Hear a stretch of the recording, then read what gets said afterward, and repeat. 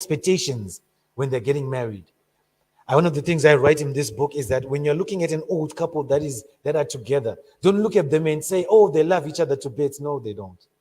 They don't love each other to bits. They are hardworking. You need to look at old people and say, "Hey, these people are hardworking," because marriage is not paradise. Amen. Paradiso is coming at the end. Amen.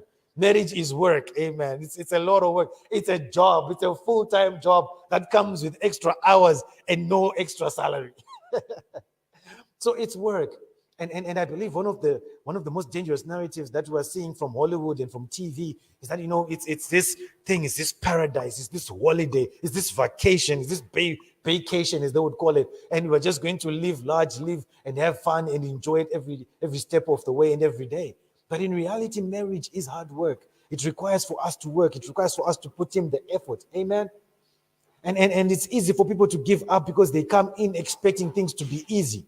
We're not understanding that it's going to require for you to put in energy. It's going to require for you to put in effort. It's going to require for you to put in work. So marriage is not for the lazy. Can you look at your neighbor and say, marriage is not for the lazy?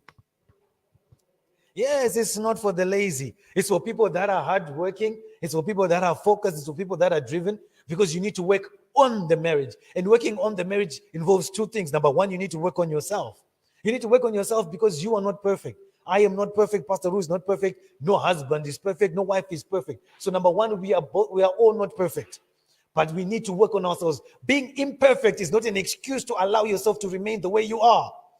It's a dangerous thing to get married and to want to be accepted for who you are. One of the things I talk about in this book, I talk about understandings. It's a dangerous thing when you hear a couple say we have an understanding. You can have an understanding by the two of you, but we are not a part of your marriage, so we don't need to accept your understanding each other. Am I making sense today?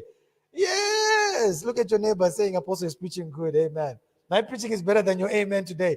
It's a dangerous thing to have an understanding together, because you can have an understanding between the two of you, but we were not a part of that agreement, so we don't need to accept you for who you are.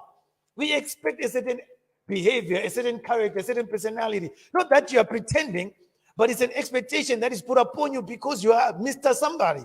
When you're Mr. Somebody, you can't be doing certain things. Amen. When you're Mrs. Somebody, you can't be going around and being involved in certain activities. Am I making sense? So we need to continuously work on ourselves. And number two, we need to work on our partnership. We need to work on our partnership. We need to work on having continuous meetings to say, hey, how can we improve as a couple? How can we improve in the types of conversations we have? So this book is inspired by a lot of things, a lot of strategies and solutions that Pastor Ru and I had to apply and employ in our marriages. Because after experiencing certain issues, we had to sit down and say, hey, how can we get through this?